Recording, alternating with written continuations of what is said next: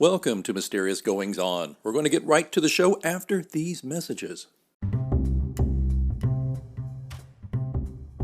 Hi, this is Cassandra Lane. I'm the author of We Are Bridges, a memoir. You're listening to Mysterious Goings On with Alex Greenwood.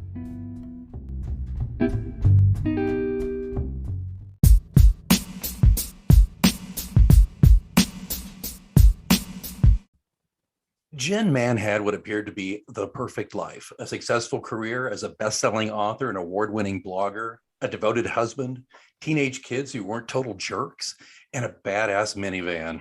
So imagine her surprise when at age 47, a midlife crisis kicked her straight in the lady bits. Well, we're going to find out a lot more about that today as we welcome Jen Mann, the New York Times bestselling author with her latest book, Midlife Bites. Jen, welcome to Mysterious Goings On. Thank you. I'm excited to be here. Yes, being kicked in the lady bits is not pleasurable. No, but it's eye-opening, I assume. Yes? It was very eye-opening. Yes, it definitely, it makes you wake up and realize what is going on in your life, and you maybe need to take a closer look. As someone who's written a lot about being punched in the throat or wanting to punch people in the throat, it was a very different thing. It was a lot more internal introspection this time. Instead of looking at everybody else, I was looking at myself. You know, I got that from reading the book. I've got of course, listeners, I have a pre-publication book that I was fortunate enough to read. The actual new book comes out in January. We'll talk more about that in a minute. But there was this thing where I kept getting that you had kind of this, well, it wasn't kind of, it was an epiphany about your life. And the book covers, like every section of the book covers certain aspects of your life. We're talking everything from your body image to your relationship with your husband, with your kids, with other parents, all of these things. And the through line I kept seeing, though, was there was, and maybe I read into this, obviously, pardon the pun, but maybe there was this somewhat gentle surprise even at yourself throughout this book, because you had established yourself as the people want to punch in the throat person and very funny, acerbic, great stuff.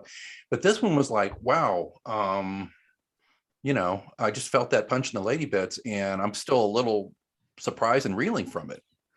Yeah. Alex, I think you nailed it. It's awesome when somebody actually sees what I'm doing. You get it. No, it was, and I think that's why this book was so hard for me to write. I always read my online reviews. And so yesterday I decided I'd go on Goodreads and start reading all the reviews that are coming in from the early readers. And like 99% of them are very positive, but there was a lady in there who said, like, this, I normally like what Jen does, but this was a little too raw for me. And I thought, well, it was a little too raw for me too, lady. Like, just, I was really surprised. I really thought I'd kind of dodged that. I got through 40 and 45, kind of like, those were kind of like the best years of my life. I was sort of like, I am trucking, like, look at this. Like, I've never been, excuse me, I've never had my career is great. My family is great. Everyone's healthy and happy. And, and I kind of figured out who I was, and I liked myself, and, and so I thought I made it. And then I got to 47, and then I was like, can I swear on here? I think you should try. Okay, great. So I got to 47 and I thought, oh, fuck. Like, what have I done with myself and my life? And you're lying. It's not that great. It's, there are things that need to be fixed. There are things that you need to come to terms with. And so I got kicked in the lady bits and I started writing, but it was a hard book to write. Yeah. You and I have some things in common. We're both writers, and I've got to say, you've already achieved one of my life goals, which is to have the phrase New York Times best-selling author used within a mile of my name. So I think that it's interesting, though, that you get to this point, and you talk about this in Midlife Bites, where, yeah, that's so great. Yeah, and I got the kick-ass minivan. The kids aren't total jerks, all that stuff, right? Yet it's not the fully fulfilling thing that people would assume it is, right? Yeah. And then there's some guilt that goes along with that because I know, like, I'm super lucky and I'm super blessed. And I've had like all these things that I know, like, there's people who would like, I talk about there's one point where like I end up accidentally doing stand-up comedy. And the whole reason why I did it was because everybody in that room wanted to like, stick me with a fork because they were like, are you kidding me? Like I would kill to get on stage. And this guy is offering you a chance to get on stage. And you're like, I don't know. And so it's like how much more can I possibly want, right? And Right. but yet I think we all do. I mean, I'd like to think that maybe even, I don't know, some of the billionaires are sitting around, who have achieved huge success and their names are, everyone knows it, but they're still like, yeah, but that's why those dudes are going to space, like that is a midlife crisis right Well, there. that's just the 21st century version of hair plugs in a Corvette, I assume. But Pretty much. yeah. Well, there's that show. I've watched a little, but anyway, I read a lot of commentary about these days Succession, right? Where all these Oh, yeah. this billionaire family and they've actually interviewed people with money or know people with money. Said this is actually not too far from the truth. These people they have everything, but they're not fulfilled. Mhm. They haven't looked inside themselves. And I'm not saying this about you, but a lot of these folks, because like you said, they're trying to do anything they can, right, to distract themselves from themselves. Yeah. You are brave enough to turn around and look in the mirror and go, okay, this is Jen. This is my body. This is not the body I think I have or I want to have. This is Jen. This is the situation with my husband's startup. This is all of these things. And I mean, and then you have the absolute, well, I don't want to say stones because you're a lady, but I mean, but you have the guts to put it all on paper, and I mean, folks, this is raw, but I don't mean raw in like a nasty way. It's raw in an honest way. I hope so. I hope that came across. That is one thing, no matter what I've written over the last, I'm going to be celebrating my 10th year anniversary this year, this December of my viral hit that sent me off into this career that I have now. And over the last 10 years, I have tried to be as honest as I can with people. And I think that's where this book kind of came into it too, because there were some things I wasn't being really honest about. And I just felt like I needed to start a conversation because nobody was talking about this stuff. And, I started out in the parenting world. I was a mommy blogger back in the day, and we could talk about that and we could commiserate about that. But yet we all kind of hit our like late 40s and everyone starts whispering, about things and you don't know who you're just like, can I trust you? Can I tell you something? Because, how are you? And they've got that fake, I'm fine. I'm fine. Mm-hmm. Everything's fine. It's fine. I'm fine. I'm fine. More wine, please. Yeah, exactly. And so I just thought, no, you're not fine. I'm not fine. You're not fine. We should really talk about this. Let's step back if we could for just a moment, Jen. Let's talk about punching people in the throat. You've kind of made a cottage industry out of punching people in the throat. You've made a cottage industry, right? Oh, I have 5 now. 5? Oh my 5. God. I have 5 people in punch and throat books, and I've made a cottage industry out of it. Who knew? All my English professors from college are, rolling in their graves, going, "I can't believe it. This is what put you on the map, lady. Like this is what you did." But I'm Irma Bombeck with F-bombs. I wouldn't change a thing. I love it. It was a gift that was given to me, and I just worked really hard and kept it going. I was going to make the Bombeck comparison. Grass is always greener on the other side of the septic tank, folks. If you don't know, go look it up. Gen X people, we kind of know that. There was even like Carol Burnett did a TV movie based on that one, I think. Yeah, but I mean, I wasn't sure if I was going to bring her up or not, but you are Irma Bombeck with F-bombs. And she was really the trailblazer there. But you strike me though as you've took the baton and you have just gone light years since there. Well, thank you. That's very high praise, but she is the original. And and I think, when I wrote about the Elf on the Shelf 10 years ago in December, and that was the post on my blog, People on Punch and Throat, that kind of like set everything into motion. Right. And one of the very first comments that came through was someone saying, "Oh my God, you're just like Irma Bombeck." And then she did like ...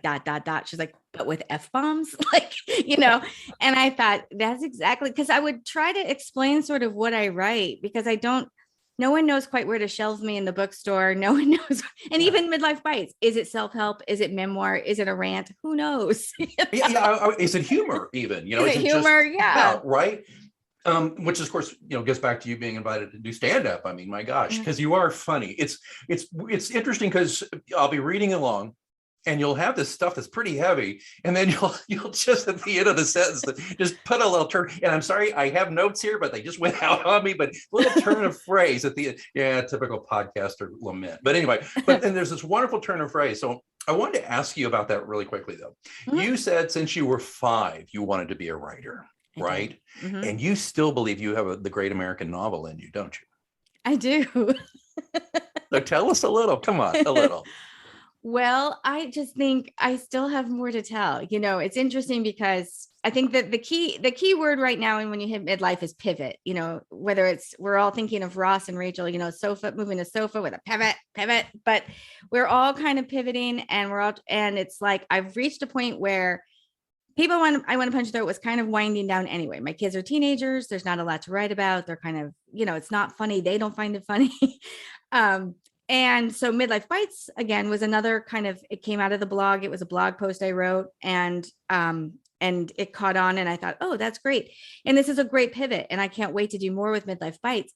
But also deep down, I also still have like a book inside me, a novel inside of me that I really want to write. And so I have actually been working on it this year because I'm under contract. So I can't, I'm traditionally published and I'm self-published. So Right. I have a foot in both worlds, but I can't self-publish anything right now because I'm under contract with Random House. And so Gotcha. I thought, well, I might as well take this time, and because I don't know quite where I'm going next. I don't know if Midlife Bites, if it takes off, I'll of course want to add to that and do more with that. But if it, God, we're not going to talk about it. It's going to take off and it's going to be fine. But, like knock on wood or, but, it's like, but I still have, I still have, I think we all do, don't we? I mean, there's always one more book that we want to write that we haven't written yet. Absolutely. I just turned in my 8th for my series, and I basically said I'm done. And I've already got people going, you're not done. Yeah. You're not done, buddy. You're not done. You're not done. And that's a great feeling. Even if it's just 2 people telling you that for me, that's boom. There you go. That's it. So Jen, but when we talk about that, there's so many things that stand out about me, but there was this particular part, and it's about men. And I want to talk to you about, and now obviously I'm male and I'm married and I'm a Gen Xer. So, and I like to think I'm not quite just a moron when it comes to anticipating my wife's needs that she doesn't express because she's trying to be mom and she has a career and all these things. But you outlined a few things though about your husband in particular. He did a startup and you went after it. After a while, you just couldn't swallow some things anymore. And you basically reached out and said, you're being selfish. Mm-hmm. And I just thought that was a very powerful thing. I think a lot of women, like a lot of men on the flip side, are loath to say that to their partner. That must have been the hardest thing ever. Yeah, it wasn't great. It wasn't a very good day, but I felt like it needed to be said.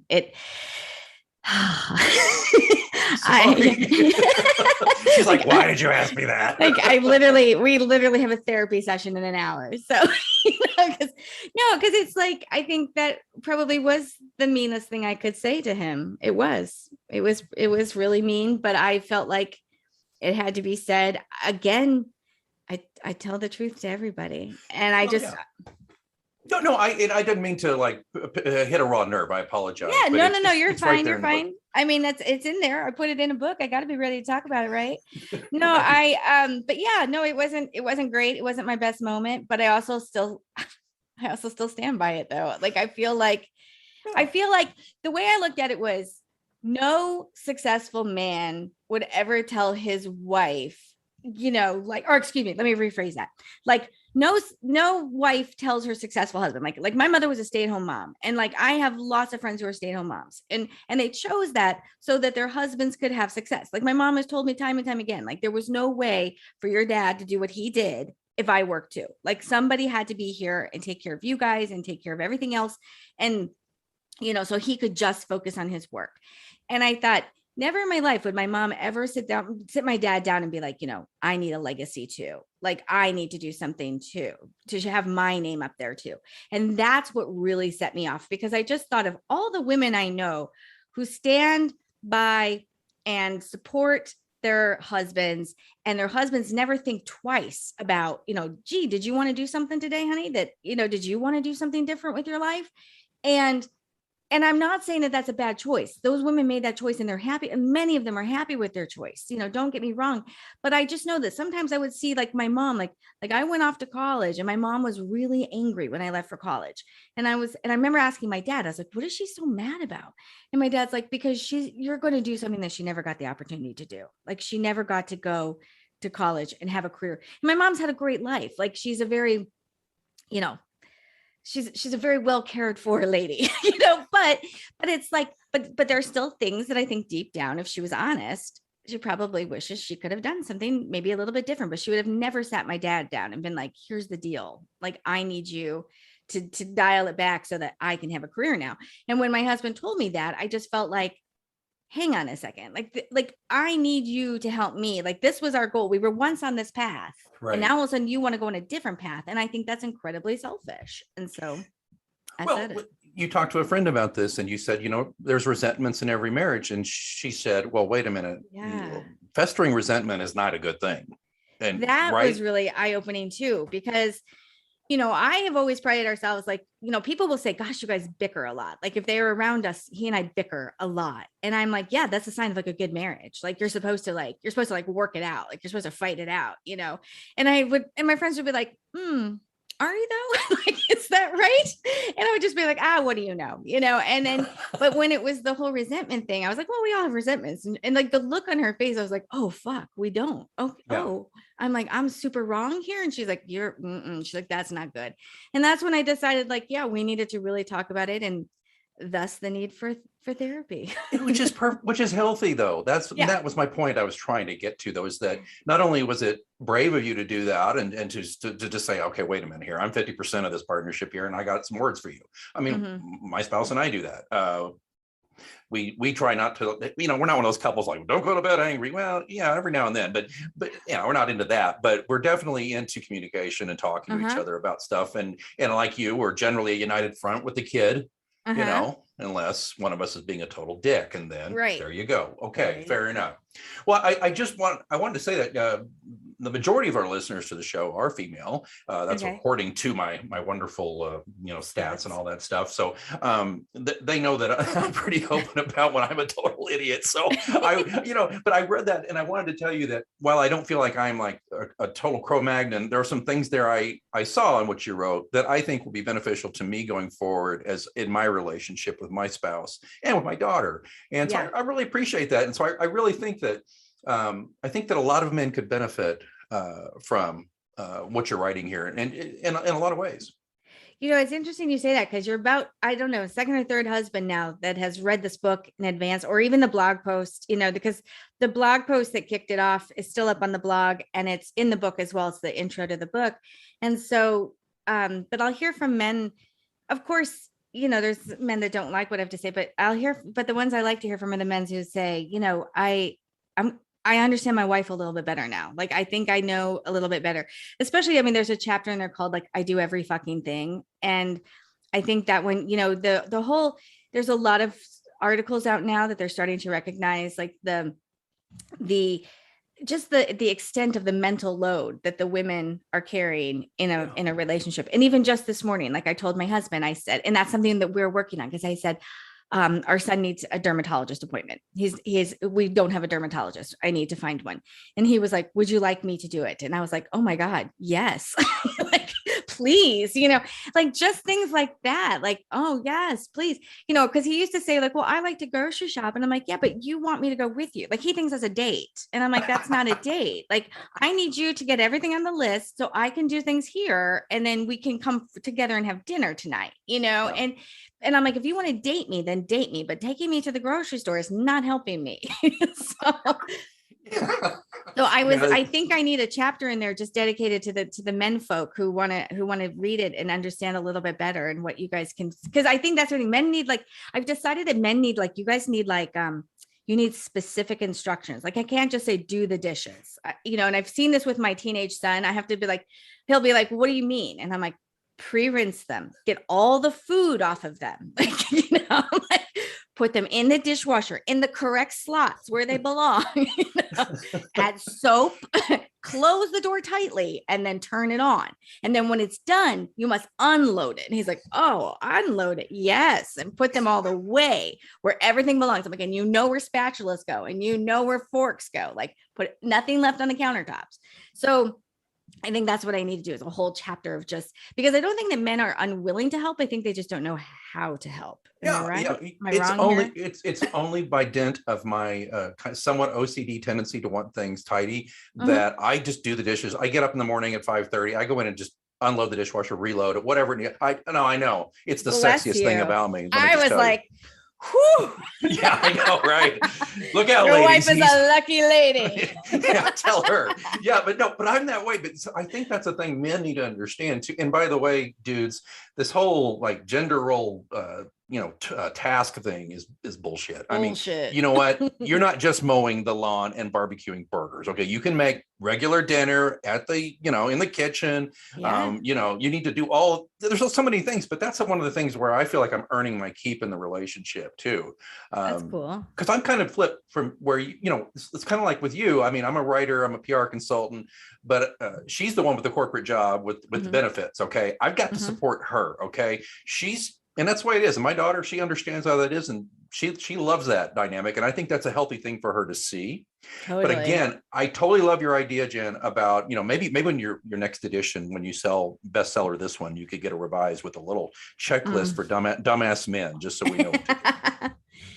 No, for the good ones, for the good men. That's the thing. That's true. the thing. It's like, growing up watching all those sitcoms where it's like the husband was always like a dolt and the wife, like, I don't think that did you guys any benefit. Like, we all were No. like, yeah, look at that powerful lady, like juggling it all, and your idiot husband, like, and so it's like, I want to kind of like get away from that too. Or try, I don't want you guys to I don't want to make a list for idiot husbands. I want to make a list for husbands who love their wives and want to do the right thing. I appreciate you saying that, because that's a pet peeve of mine for years. Like, I will not watch sitcoms where the man is a total fool. I just won't do that. I don't think it's all that funny. I wouldn't think it was funny if the woman was a total fool. It's just really, come on. I think that's all. And you're right. I don't think it does men any favors, because we start to think that, well, okay, we're all going to be Tim Taylor on to a, we're going to be that guy, Ray Romano, Ray Romano. Like, and I feel like, I mean, let's just all make fun of the neighbors. Like, that's really let's like all agree that the neighbors are dumb. And so we'll just make fun of them. I think that's my spirit animal right there, is that the neighbors are dumb. That's it. Yeah. That's it right there. That's it. That's all we got to do. Oh, and one last thing here. I know we're running out of time here, and you've got things to do, obviously, but I do feel a little bad. But anyway, okay. No, you're fine. Okay. The one more thing about men. Forgive me, I'm a male. I see you're down some of this. Is the Dave. Can you just tell the listeners about the Dave, please? Oh, I just got like hot thinking about it. Okay, and hot in a bad way, not like with the dishes. So Dave. So I do a lot of, before COVID struck and we were all homebound, I used to do a lot of like public speaking. And so I would be, like different civic organizations and things like that would bring me in and I'd speak. And so I was speaking, I think it was a Chamber of Commerce. And sometimes the chambers of commerce and the civic organizations, unless it's like a real female focused one, it's like, it can be a tougher audience because I'm not that friendly and to the men folk. And so I'm trying to do better, but I'm really about empowering women. And so I'm kind of used to, like, I've had men walk out, I've had men kind of harumph in the back and that kind of thing. And so, but Dave was different. And so I did this whole thing and it was like a luncheon. And so afterwards, I always have like a little table set up and I can sell all my books to them. And so I have this line and it's like all like women in the line practically at this point. And Dave comes over and asks if he can like look through the book before he decides if he wants to buy it. And the book was called Working with People I Want to Punch in the Throat. And I said, of course, go ahead, grab a copy, look at it, whatever you want to do. And so he's kind of thumbing through it. And there was something in there about mansplainers. And so he said, mansplaining. He said, I don't think you know what a mansplainer is. That's too much. That's perfect. And like, they're like 10, because it's kind of winding down. And so they're like 10 women at the line. And like all of us, like our heads just went, like it was like the record scratch moment kind of thing. And we were just like, and one woman was like, did you just say what I think you said? Like, did you just say that out loud? And I was like, oh, Dave. And he kept calling my book a little book. He's like, what's your little book about? And I was like, well, my little book is a New York Times bestseller, but whatever, that's fine. You can call it a little book if you'd like. Is it too heavy for you? I'm confused. And so finally, after that, like we kind of went back and forth about it. And finally I was like, you know what, Dave, why don't you go ahead and I'll just take that back. And I just took the book and I was like, you're blocking my table. And because another thing I write a lot about is that I am not everybody's cup of tea, and I don't want to be everybody's cup of tea, and I don't aim to be that. I just want to be there for the people who I want to be there for. I had 10 people lined up who wanted to talk to me and wanted to support me. I don't need to waste any more energy on Dave. Like, we are done talking, Dave. Thank you for stopping by, but now you're blocking my table. Please move along. So that's what happened. He was probably, brought up on the toxic soup of Rush Limbaugh and the feminazi thing. Yeah. And, anytime a woman stands up for herself as a human being, there must be something suspect about it, that kind of crap. Yes. I'm sorry you run into that. I've got to be honest.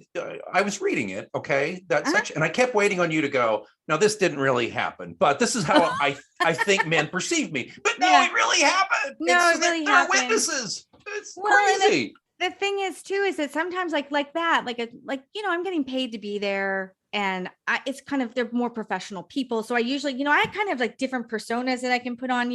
One time I got kicked out of not coming to speak to a church group because they were worried I'd like stand up on the pulpit and be like, thanks for fucking having me or something. So it's like I can switch, personalities if I need to. And so, when I'm there like that, like I'm trying to be very like more professional, like I'm firm, but like, yeah, I mean, if this was just like a normal old, like, cause I host my own book signings a lot too. Like if he had just shown up or had wandered by at something that like I'm doing by myself, oh, we would have had so many more words. But like, because like I'm trying to keep it like civilized and kind and calm with him, I was like, you need to move.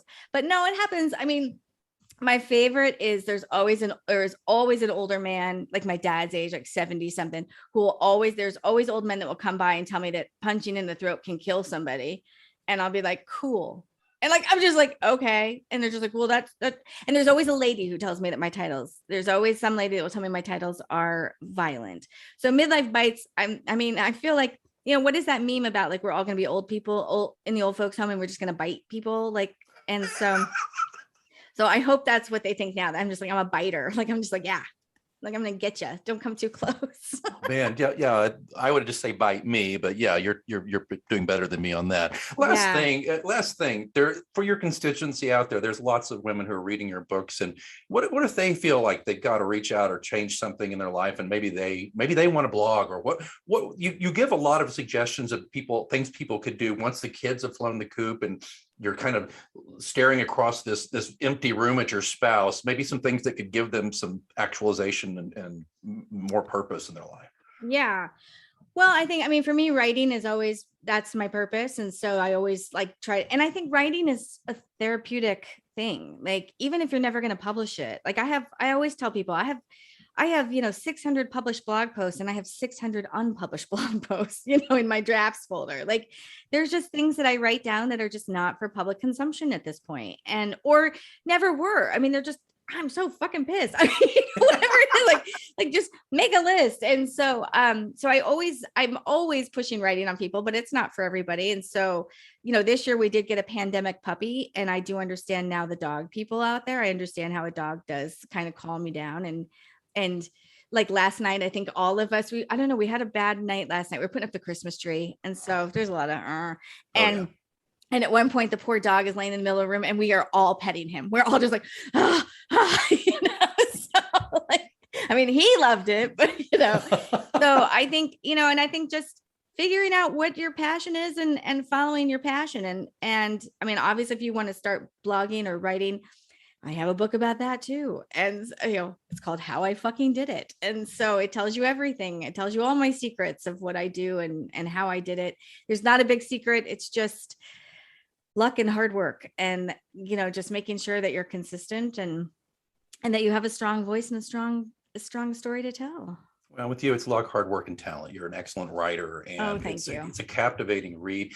Jen Mann is leading the movement to create a new space where middle-aged women can share openly and honestly with one another. That space is on Facebook. It is called the Midlife Bites. Midlife Bites. Yeah, it's a private group. It's called Midlife Bites. I created it really soon after I wrote the blog post. I wrote the blog post about 3 years ago now. And once I started getting the reaction to that, I thought, well, we need a place. And my audience, I have over 1 million followers on Facebook. And so my audience kind of lives on Facebook. I've tried to move them. They won't go anywhere else. Yeah. So we're kind of stuck there. So I created a private Facebook group, and it's for, I would say, female identifying people who are going through the hormonal changes of midlife and maybe a midlife crisis and things like that. And we kind of talk about everything in there. It's kind of it's not for everybody. It can be a little saucy. And because I think the very first, and I wrote about this in the Midlife Bites book too, the very first post when I created this group, I thought, oh, I'm going to keep it kind of serious because all my other groups are wild, I was like, I'm going to keep this one serious, and we're going to really talk about important things. And so I was trying to find like scientific articles and shit that I could share in there. And because I thought, well, I got to get the discussion going. And in the meantime, this woman, she shared about, it was July or August, we were all really hot. She shared about frozen dildos, and I was like, and we're off. So there we go. Once again, Jen Man leads the way. I'm telling you, frozen dildos. And the line about the Flavor Ice Company, by the way, that one, classic, chef's kiss on that. So well done. And listeners, you're going to want to read that line. It's hilarious. The whole book is, I don't drop a lot of F-bombs on the show, but I will. It's a fucking hilarious book. You've got to read it. Midlife Bites. Jen, more about you. What's the link? We're going to put it in the show notes. Where'd they go?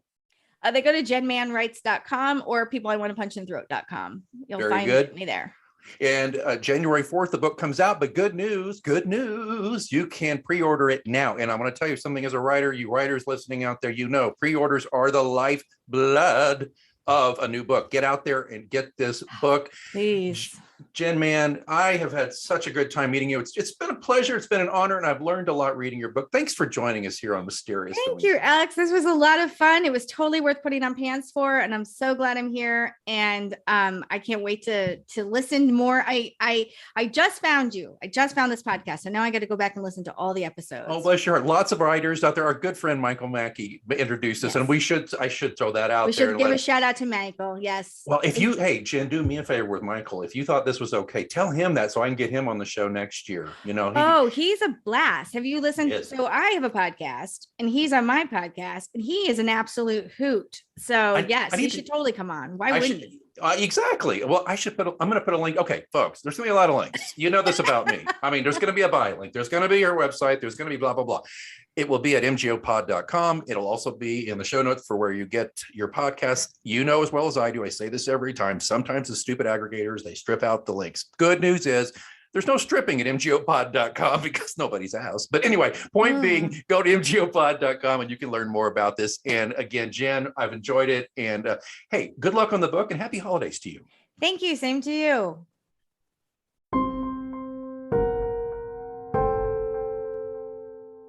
Have you lost your belief in finding a really good mystery thriller? Well, trust me, you've got to have faith. Pilot's faith. Kirkus Reviews says of the book that Greenwood pulls many tricks from his writer's satchel, has a quirkiness and energy, and snappy, snarky dialogue that keeps things moving briskly. A well-handled mystery with the appropriate twist at the end. Midwest Book Review says newcomers to Pilot will find no barriers to quick immersion in his personality and situation, while prior series readers immediately become involved in another conundrum which tests his skills and the ways in which others view him in his world. Surviving a recent attempt on his life, a weary John Pilot returns to Cross Township, where a bizarre string of shootings has paralyzed the tiny college burg. Pilot joins forces with the law to find out why people are being terrorized in his name and stop it. Unfortunately, when he turns to his family for support, he finds only hardened hearts. People are dying, accusing fingers are being pointed his way, and he has nowhere left to turn. Everything John Pilot believes in, family, sanity, and even himself, are shaken to the core in Pilot's faith. Online Book Club says, it's a gripping and fun story that kept me hooked. Greenwood's writing style is dynamic, and the book reads like a movie script. You can get John Pilot series number 8, Pilot's Faith, exclusively in paperback and ebook on Amazon.com. And remember, in the end, it all comes down to faith. Pilot's Faith. A Caroline Street Press book by J. Alexander Greenwood.